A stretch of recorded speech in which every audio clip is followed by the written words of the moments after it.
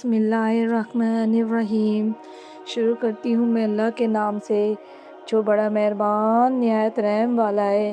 رسول اللہ صلی اللہ علیہ وسلم نے فرمایا، ایک شخص راستے پر چل رہا تھا، اسے پیاس لگی، کنویں میں اترا اور پانی پی کر باہر نکلا۔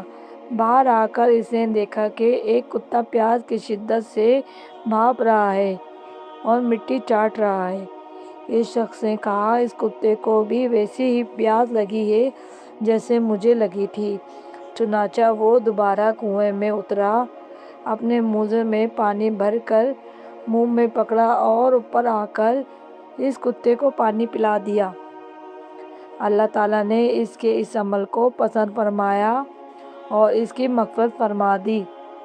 صحابہ نے عرض کیا، یا رسول اللہ صلی اللہ علیہ وسلم، کیا جانوروں کے ساتھ حسن سلوک کرنے میں بھی اجر ہے؟ آپ صلی اللہ علیہ وسلم نے فرمایا، ہر جاندار کے ساتھ نیکی کرنے میں اجر ہے۔ رسول اللہ صلی اللہ علیہ وسلم نے فرمایا، کیا تم جانتے ہو مفلس دیولی کون ہے؟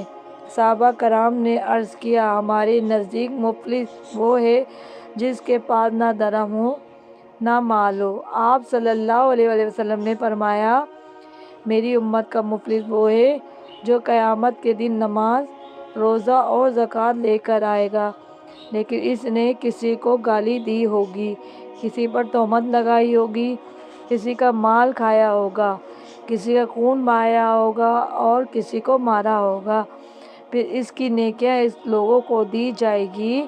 اگر نیکیاں ختم ہو جائیں گی اور حقوق باقی ہوں گے تو ان کے گناہ اس پر ڈال دیے جائیں گے، پھر اسے جہنم میں ڈال دیا جائے گا۔